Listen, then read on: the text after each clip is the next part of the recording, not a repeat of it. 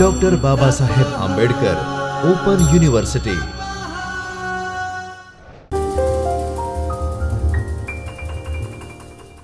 નમસ્કાર. Doctor Baba Saheb Ambedkar open યુનિવર્સિટીના ચૈતન્ય સ્ટુડિયોમાં આપ સૌનું હાર્દિક સ્વાગત છે.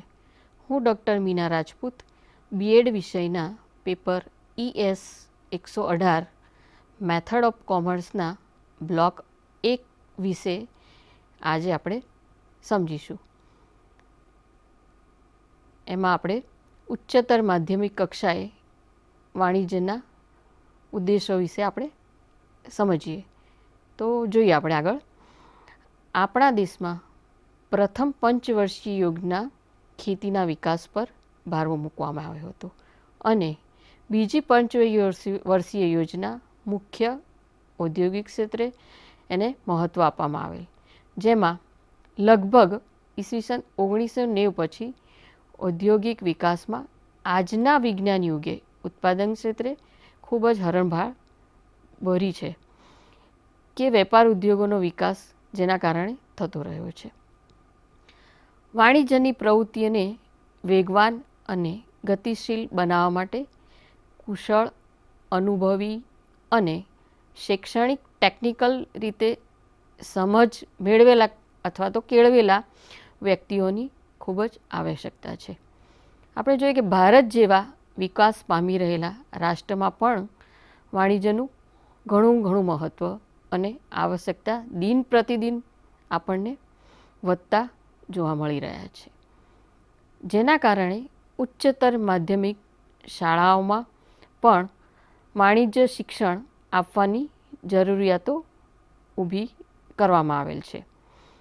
વિદ્યાર્થી મિત્રો, દેશમાં આપણે કુશળ વેપારીઓ, સારા હિસાબનીશો, કુશળ મેનેજરો અને કુશળ રીતે વ્યવસાય કરે તેવા માનવ બળની આપણને ખૂબ જ જરૂર છે. તો તે બધામાં આપણને વાણિજ્યનું જ્ઞાન હોવું એ ખૂબ જ જરૂરી છે.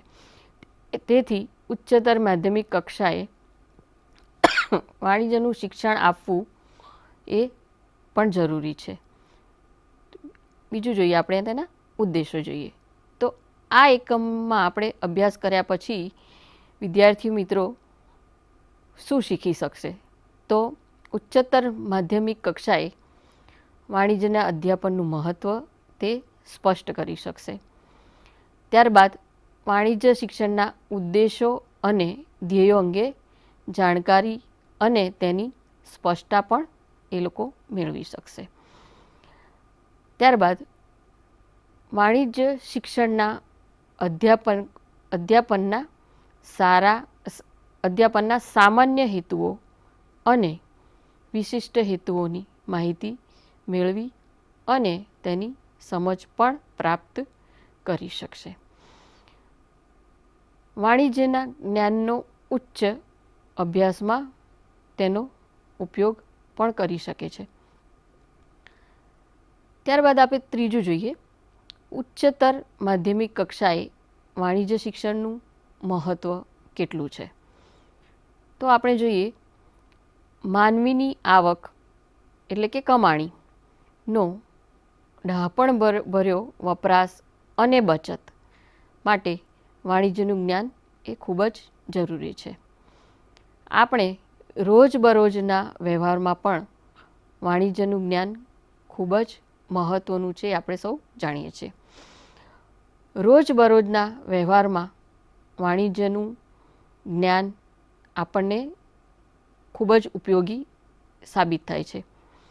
તેમાં આપણે જોઈએ તો ખરીદ, વેચાણ કે વેપારને સહાયક સેવાઓ સાથેના વ્યવહારોમાં વાણિજ્યનું શિક્ષણ તે પણ આપણને મદદરૂપ બને છે. વિવિધ પ્રકારની ધંધાકીય સંસ્થાઓ અને તેમાં સમજ વિકસાવવા માટે સહાયક સેવાઓની કામગીરીથી આપણે પરિચિત થવા માટે તેમજ નવો ધંધો શરૂ કરવામાં માર્ગદર્શન મળી રહે તે માટે સંચાલન વિષયક સૂઝ કેળવવા માટે જાહેર ઉપયોગિતા માટે, સંયુક્ત સાહસ અને કાર્યાલય વ્યવસ્થા વગેરે બાબતોનો ખ્યાલ આપણે જો મેળવવો હોય તો તેના માટે વિદ્યાર્થીઓને આ વિષય ખૂબ જ મદદરૂપ હોવાથી ઉચ્ચ માધ્યમિક કક્ષાએ વાણિજ્ય વિષય હોવો જરૂરી છે. આજની માનવ સંસ્કૃતિ જોઈએ તો વાણિજ્યના વિકાસને આભારી છે, એ પણ જાણીએ છીએ. કોઈ પણ રાષ્ટ્રની આર્થિક વ્યવસ્થા તેમાં અપાતા વાણિજ્ય શિક્ષણ પર તે આધારિત હોય છે. રાષ્ટ્રને સમૃદ્ધ બનાવવા માટે વ્યક્તિને સમૃદ્ધ બનાવવો ખૂબ જ જરૂરી છે. દરેક વ્યક્તિને સમૃદ્ધ બનાવવા માટે વાણિજ્ય અને વાણિજ્ય વિષયક જ્ઞાનની આવશ્યકતા ઊભી થાય છે. વાણિજ્યના શિક્ષણ દ્વારા કુશળ વેપારીઓ, કુશળ કારીગરો, હિસાબનીશો, વ્યવસ્થાપકો, સેલ્સમેન જે તૈયાર થાય છે તે એના આધારે છે. આ શિક્ષણની મદદથી જ વેપાર અને સહાયક સેવાનું જ્ઞાન પણ વિદ્યાર્થીઓને મળે છે. પરિણામે વેપાર ક્ષેત્રે નડતી અનેક મુશ્કેલીઓનું નિવારણ મળી રહે છે. આમ સમગ્ર બાબતોને ધ્યાનમાં લઈ ઉચ્ચતર માધ્યમિક કક્ષાએ વાણિજ્ય શિક્ષણ આપવું એ ખૂબ જ અનિવાર્ય છે. તેમજ પ્રાથમિક કક્ષાએ પણ તેની પ્રાથમિક જાણકારી તરીકે શિક્ષણમાં વાણિજ્ય વિષય મૂકવામાં આવે તો શિક્ષણના તબક્કે વિદ્યાર્થીઓને જ્ઞાન પ્રાપ્તિ માટે માનવશાસ્ત્રીય રીતે પણ તે યોગ્ય સાબિત થાય છે. ત્યારે જે વાણિજ્ય શિક્ષણ આપી વ્યક્તિને વિકાસ, કુટુંબ વિકાસ, સમાજ વિકાસની સાથે રાષ્ટ્રીય તેમજ આંતરરાષ્ટ્રીય વિકાસ પણ તે સાધી શકે છે. ચોથું આપણે જોઈએ તો ઉચ્ચતર માધ્યમિક કક્ષાએ વાણિજ્ય શિક્ષણના ધ્યેયો. વાણિજ્ય શિક્ષણની ધ્યેયોની રચના કેવી રીતે કરી શકાય? તો વાણિજ્ય એક કલા, વિજ્ઞાન અને સામાજિક શાસ્ત્ર છે. વ્યક્તિ અને સમાજની વાણિજ્ય વિષયક બાબતો સાથે ક્યાંય ને ક્યાંક સંકળાયેલા હોય છે.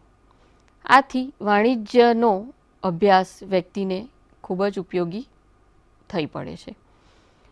કોઈ પણ વિષયનું શિક્ષણ વ્યક્તિને ત્યારે જ ઉપયોગી અને ઉપકારક કે મદદરૂપ થઈ પડે કે જ્યારે તેની પાછળ નિશ્ચિત ધ્યેયો રાખવામાં આવ્યા હોય. ધ્યેયો વિનાનો વિષય અને જીવન એ આપણે નિરર્થક સાબિત થાય છે. જો કોઈ પણ વિષય શિક્ષણ પાછળના ધ્યેયોના મૂળ વ્યક્તિ અને સમાજની એ જરૂરિયાતોમાં આવે છે.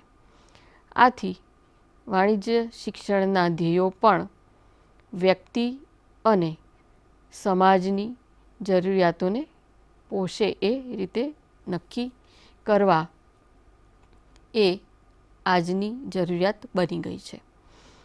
શિક્ષણના ધ્યેયો માનવ જીવન સાથે ખૂબ ગાઢ રીતે સંકળાયેલા છે. વિદ્યાર્થી મિત્રો, શિક્ષણ એ જીવનલક્ષી પ્રક્રિયા છે.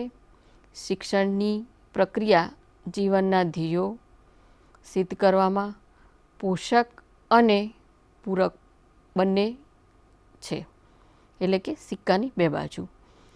શિક્ષણના ધ્યેયો માનવ જીવનના ધ્યેયોથી વિમુખ કે વિરુદ્ધ હોઈ શકે નહીં. તે સમાજ સાથે સંકળાયેલા છે. સામાજિક પરિસ્થિતિ પ્રમાણે જીવનના અને શિક્ષણના ધ્યેયોનું નિર્માણ થાય છે. માનવ જીવનના ધ્યેયો વ્યક્તિના સ્વભાવ,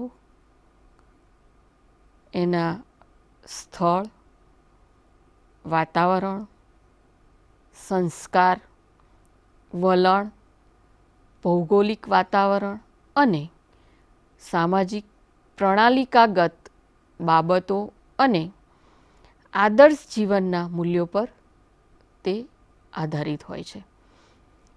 વિદ્યાર્થી મિત્રો, આમ શિક્ષણના ધ્યેયોની રચનામાં આધારો અસંખ્ય આપણને જોવા મળે છે. વાણિજ્ય, વિજ્ઞાન અને કલા, સમાજશાસ્ત્ર છે એ આપણે જોઈએ છીએ. તે વ્યક્તિના જીવન અને સમાજ સાથે વણાયેલું છે. વ્યક્તિ દરેક ક્ષણે જાણે અજાણે વાણિજ્યના જ્ઞાનની વહેવારુ જીવનમાં જરૂરિયાત અનિવાર્ય છે. માટે દરેક કક્ષાએ વાણિજ્યનું શિક્ષણ ખૂબ જ જરૂરી છે. શિક્ષણના મુખ્ય ધ્યેયો નીચે આપણે જોઈએ તો જ્ઞાન પ્રાપ્તિનું ધ્યેય, ઉપયોગિતાનું ધ્યેય, માનસ ઘડતરનું ધ્યેય, ત્યારબાદ છે રાષ્ટ્રીય ચારિત્રના નિર્માણનું ધ્યેય અને પાંચમું આંતરરાષ્ટ્રીય સમજના વિકાસનું ધ્યેય. તો પહેલું આપણે જોઈએ જ્ઞાન પ્રાપ્તિનું ધ્યેય. એમાં આપણને જોઈએ તો 21મી સદીએ એ આપણે માહિતીનો યુગ ગણીએ છીએ અને આ યુગ માનવીની જાણકારી માટે સતત જાગૃત રહેવું પડે છે. નહીં તો માહિતી મેળવતા ન રહીએ તો ત્યાંથી આપણે સતત અજાણ રહીશું, એટલે કે આઉટડેટ થઈ જઈશું. આજે વેપાર અને વાણિજ્યના ક્ષેત્રે અવનવી ટેકનોલોજી, અદ્યતન સાધન સામગ્રીના ઓછા સમયમાં અને ઓછા માનવ બળ દ્વારા ગુણવત્તાવાળું ઉત્પાદન મેળવવું હોય તો એટલી બધી નવીનતા આ યુગમાં આપણે જાણીએ, જોઈએ અને અનુભવીએ છીએ. રોજબરોજના જીવનમાં અવનવી માહિતી મેળવવા કે પ્રાપ્ત કરવા માટે વાણિજ્યનું શિક્ષણ એ ખૂબ જ મહત્ત્વનું ધ્યેય છે. તેમજ પ્રાથમિક, માધ્યમિક અને ઉચ્ચતર માધ્યમિક કક્ષાએ આપણે તેને વધારે પ્રોત્સાહન આપવું એ ખૂબ જ જરૂરી છે. વાણિજ્ય વિષય વ્યવહારમાં ઉપયોગી અને દૈનિક જીવનનો એક ભાગ જેવો જ આ વિષય છે. વાણિજ્યના વિષયનું ધ્યેય જ્ઞાન પ્રાપ્તિનું છે. વેપાર અને વાણિજ્યના સહાયક સેવાઓ, બેંક, વાહન વ્યવહાર, વખાર, વીમો, આડતિયાની સેવા, સંદેશા વ્યવહાર, તેની સાથે વ્યક્તિ રોજબરોજની જીવનની જે એની પ્રક્રિયાઓ છે એમાં એ સહાય સેવાઓ સાથે ખૂબ જ નજીકથી જોડાયેલા હોય છે. સહાયક સેવાના જ્ઞાનથી દરેક વ્યક્તિ એ પરિચિત થવું એ અનિવાર્ય છે. દરેક વ્યક્તિ નવું જાણવાની ટેવ, ત્યારબાદ નવો સ્વભાવ કેળવવો, તેમજ ભવિષ્યમાં થતા નવા ફેરફારો, સંશોધનો અને જ્ઞાન મેળવવા માટે તેણે દરેક અવસ્થામાં સજાગ રહેવું પડશે. આજના વિદ્યાર્થીએ સમય અને નવા જ્ઞાન મેળવવાની તત્પરતા બતાવવી જ પડશે અને તે અનિવાર્ય પણ છે. હરીફાઈના યુગમાં શિક્ષણ ક્ષેત્રે પણ સજાગ રહેવું ખૂબ જ જરૂરી છે. વિદ્યાર્થી મિત્રો, આ દરેક બાબતો વાણિજ્યના જ્ઞાન દ્વારા શક્ય બની શકે છે અને જ્ઞાન પ્રાપ્તિના ધ્યેય દ્વારા જ સમાજના દરેક વ્યક્તિને સજ્જ કરવામાં એ મદદરૂપ બની શકે છે. વિદ્યાર્થી મિત્રો, બીજું ધ્યેય આપણે જોઈએ તો ઉપયોગિતાનું ધ્યેય છે. તેમાં આગળ જોઈએ, વાણિજ્ય શિક્ષણ વ્યક્તિને જીવનમાં ઘણું બધું જ ઉપયોગી છે. તો કેવી રીતે? તો વાણિજ્યની ઉપયોગિતાની ચર્ચા આપણે બે રીતે કરી શકાય. એક છે જીવન વ્યવહારમાં ઉપયોગી અને બીજું છે અન્ય વિષયો સમજવામાં ઉપયોગી. તો આ બે બાબતો જીવનમાં ખૂબ જ ઉપયોગી છે. તો જોઈએ આપણે પહેલું જીવન વ્યવહારમાં કેવી રીતે આપણને એ ઉપયોગી બને છે. વ્યક્તિના રોજબરોજના જીવનમાં વાણિજ્યના જ્ઞાનની જરૂર ઊભી થાય છે. એ આપણે ડગલે ને પગલે વાણિજ્યના જ્ઞાનનો ઉપયોગ કરીએ છીએ અને તેને આચરણમાં મૂકવામાં પણ આવે છે, જેની આપણને ખ્યાલ આવતો નથી. આવકનો આપણે એક ડહાપણભર્યો ઉપયોગ કે બચત કરવા અંગેની દરેક બાબતોમાં વાણિજ્યનું જ્ઞાન મદદરૂપ બને છે.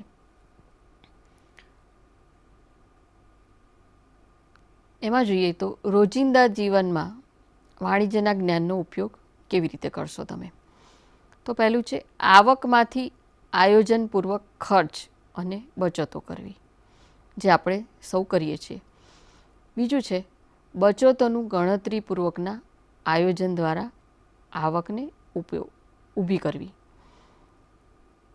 ત્યારબાદ ત્રીજું છે વ્યક્તિના જીવન વ્યવહારમાં બેંક, વીમો, વાહન વ્યવહાર, સંદેશા વ્યવહાર વગેરે માટે વાણિજ્યના જ્ઞાનની અનિવાર્યતા રહેલી જ છે. ત્યારબાદ ચોથું છે મહત્ત્વનું ગૃહિણીઓ માટે. તો ગૃહિણીઓના ઘર ખર્ચ માટે વાણિજ્યનું જ્ઞાન પણ ખૂબ જ ઉપયોગી છે. ત્યારબાદ પાંચમું આર્થિક વાણિજ્યમાં આવક, ખર્ચ, બજેટ, ટેક્સ અને અન્ય ખર્ચાઓ વગેરે માટે વાણિજ્યના જ્ઞાનની ઉપયોગિતા આપણને પડે છે. ત્યારબાદ છઠ્ઠું છે ગ્રાહકો અંગેના કાયદા, વેપારી કાયદાઓ, સુધારાઓ, નવા કાયદાઓ, સંસ્થાકીય બંધારણ, ચીજ વસ્તુઓની ગુણવત્તા વગેરે બાબતો માટે વાણિજ્યનો ઉપયોગ ખૂબ જ જરૂરી છે. ત્યારબાદ સાતમું છે દેશની કુદરતી સંપત્તિ. ત્યારબાદ માનવ સંપત્તિ. દેશના વાર્ષિક બજેટ અને તેના આર્થિક વિકાસ સમજવામાં વાણિજ્યના જ્ઞાનનો ઉપયોગ આપણે કરીએ છીએ. ત્યારબાદ આઠમું છે જીવનના દરેક ક્ષેત્રે વાણિજ્યના જ્ઞાનનો ઉપયોગ અને માર્ગદર્શન ખૂબ જ આપણને ઉપયોગી બને છે. ત્યારબાદ બી, વિવિધ વ્યવસાયોમાં વાણિજ્યના જ્ઞાનનો ઉપયોગ, એટલે કે બીજા વિષયો સમજવામાં વાણિજ્યનો ઉપયોગ આપણને કઈ રીતે આવે છે. પહેલું છે વેપાર ઉદ્યોગમાં વાણિજ્યનો ઉપયોગ આપણે કેવી રીતે કરી શકીએ છીએ. બીજું છે સહાયક સેવાઓ સાથેના વ્યવહારોમાં જ્ઞાનનો ઉપયોગ અને સેવાઓનું સંચાલન, નિયંત્રણ કરવામાં તેનો ઉપયોગ આપણે કઈ રીતે કરીએ છીએ. ત્રીજું છે ધંધાકીય વ્યવસ્થામાં સ્વરૂપોની જાણકારી મેળવવામાં ઉપયોગી. ત્યારબાદ સીમાં જોઈએ તો ઉચ્ચ અભ્યાસ માટે વાણિજ્યના જ્ઞાનનો ઉપયોગ. તો પહેલું છે કોમ્પ્યુટર ટેકનોલોજીના વ્યવહારુ ઉપયોગ માટે વાણિજ્યનું જ્ઞાન એ ખૂબ જ ઉપયોગી છે. દાખલા તરીકે આપણે DCS પ્રોગ્રામ, કોમ્પ્યુટર એન્જિનિયર જેવી કોમ્પ્યુટરની પદવીઓ માટે વાણિજ્યના જ્ઞાનનો ઉપયોગ આપણને ઉપયોગી બને છે. બીજું છે ધંધાકીય વ્યવસ્થાપનમાં સ્નાતક, અનુસ્નાતક જેવા કે સ્નાતકની ડિગ્રી આપણે જોઈએ તો BBA, અનુસ્નાતકની MBA, BCom, MCom, CA, CS વગેરે જેવા અભ્યાસમાં પ્રવેશ મેળવવા માટે પ્રાથમિક કક્ષાનું વાણિજ્યનું જ્ઞાન હોવું એ ખૂબ જ જરૂરી છે. તેના માટે ત્રીજામાં જોઈએ તો વેપાર વિષયક સેવાઓ અંગેનો જે કાયદો છે એની જાણકારી, કરવેરા બાબતની આપણને જાણકારી મેળવવી હોય તો તેના માટે વાણિજ્યના જ્ઞાનની ખૂબ જ જરૂર છે. ચોથું જોઈએ તો જુદા જુદા વ્યવસાય, ઉદ્યોગ, ધંધામાં ધંધાકીય સૂઝ ધરાવતા કર્મચારીઓની જે જરૂરિયાત જણાય છે તે ક્યાં હોય છે? તો દાખલા તરીકે આપણે જોઈએ કે હોટલ મેનેજમેન્ટ, માર્કેટિંગ મેનેજમેન્ટ, સંચાલન, આયોજન, બજેટ, આવક દરેક બાબતો માટે વાણિજ્યનું જ્ઞાન મેળવવું ખૂબ જ આવશ્યક અને જરૂરી છે. હવે તેમાં ત્રીજું જોઈએ તો માનસિક વિકાસનું ધ્યેય, એટલે એને બીજું કહીએ આપણે, બીજું નામ આપીએ તો માનસ ઘડતરનું ધ્યેય કહી શકીએ છીએ. વાણિજ્ય શિક્ષણ વિદ્યાર્થીઓમાં ઊંચા પ્રકારનો બૌદ્ધિક વિકાસ કરે છે. આ બૌદ્ધિક વિકાસ સાથે તેમનામાં કેટલીક શક્તિઓ જેવી કે અવલોકન શક્તિ, તર્ક શક્તિ, ચિંતન શક્તિ, વિશ્લેષણ શક્તિ, સંશ્લેષણ શક્તિ અને નિર્ણય શક્તિ વગેરેનો વિકાસ થાય છે. વિદ્યાર્થીઓમાં આર્થિક વાણિજ્યની હકીકતોના સંદર્ભમાં આપણે જોઈએ તો ચોક્કસ અનુમાન કરવાની કલ્પના કરવાની, તર્ક કરવાની, તુલના કરવાની જેવી અનેક બાબતો વાણિજ્યના અભ્યાસ દ્વારા તે સારી રીતે કરી શકે છે. વાણિજ્યના જ્ઞાન દ્વારા ઓછામાં ઓછા નુકસાન સાથે વધુમાં વધુ ગુણવત્તાવાળું કાર્ય કેવી રીતે શકાય એ પણ એ સફળતાપૂર્વક શીખી શકે છે. વાણિજ્ય જાણનાર વ્યક્તિ સિદ્ધાંત અને નિયમના પાલનનો એક આગ્રહી બને છે. એક મોટો વાણિજ્યના લીધે ફાયદો થાય છે. તેમજ લેવડ દેવડમાં સમય પાલનને મહત્ત્વ આપતા તમને સમજાશે અને પરિણામ સ્વરૂપે વિદ્યાર્થીઓનું વાણિજ્યના અભ્યાસ દ્વારા માનસ ઘડતર અને સંસ્કારોનું સિંચન થાય છે. સંસ્કારિક જીવનને વધુ સફળ બનાવવામાં વાણિજ્યનું શિક્ષણ ઘણું ઉપયોગી નીવડે છે. આપણે જોઈએ તો આપણા ઘરના જે બજેટ હોય છે એ નિયંત્રિત હોય છે. તો આ નિયંત્રિત બજેટમાં ઘરના ખર્ચાઓ, સામાજિક રીત રિવાજો માટે આયોજનપૂર્વકની તેમજ આવડત માટે અને આવતા આકસ્મિક રીતે જે ખર્ચાઓ છે એ બચતો દ્વારા આપણે પૂરા કરી શકીએ છીએ. ગૃહસ્થ જીવન સામાજિક જીવન સુધી બનાવવા માટે વાણિજ્યના જ્ઞાનનો ખૂબ જ ઉપયોગ આપણને જોવા મળે છે. ચોથું ધ્યેય છે રાષ્ટ્રીય ચારિત્રના નિર્માણનું ધ્યેય. વિદ્યાર્થી મિત્રો, ભારત દેશ એ લોકશાહી શાસન પ્રણાલી પર આધારિત છે. દેશમાં અત્યારે જવાબદાર નાગરિક તરીકેની જવાબદારી માટે વાણિજ્યના શિક્ષણ દ્વારા વિદ્યાર્થીઓમાં રાષ્ટ્રીય ભાવના, દેશદાજ, સમય પાલન, નિયમ પાલન અને એક જવાબદાર નાગરિક તરીકેનું વર્તન અને પાલન જેવા મૂલ્યોનું સિંચન કરાવવું ખૂબ જ જરૂરી છે. વાણિજ્યનું શિક્ષણ પ્રાપ્ત કરેલ વિદ્યાર્થી રાષ્ટ્રીય આવકની વૃદ્ધિ, રાષ્ટ્રીય ઉદ્યોગ ધંધા, કૃષિ ક્ષેત્રે, વેપાર અને વાણિજ્ય તેમજ ઉત્પાદનને કઈ કઈ બાબતો કેવી અસર કરે છે તે વગેરેની સમજ પણ કેળવી શકે છે. દરેક પ્રકારના જ્ઞાન એ વાણિજ્ય શિક્ષણ દ્વારા મેળવી શકાય છે. આ શિક્ષણ દ્વારા ઉત્તમ નાગરિકો બનાવી રાષ્ટ્રીય ચારિત્રના નિર્માણના ધ્યેયને પાર પાડી શકાય છે. 5મું છે ધ્યેય આંતરરાષ્ટ્રીય દ્રષ્ટિકોણના વિકાસનું ધ્યેય. એમાં જોઈએ તો રાષ્ટ્રોનું આર્થિક, વાણિજ્યક, પરસ્પર પરાવલંબન, આયાત નિકાસ અને પુનઃનિકાસની જે પદ્ધતિ છે એ વેપારી પદ્ધતિઓ અને વેપાર વાણિજ્યના સંબંધોના કારણે દેશ વિદેશ સાથે મૈત્રીભર્યા સંબંધો સ્થાપિત થતા હોય છે. વિજ્ઞાનની શોધખોળને કારણે ઉત્પાદન સ્થળ, સમયના અવરોધો આપણે દૂર કરી શક્યા છે. આંતરરાષ્ટ્રીય વેપારને વેગ મળે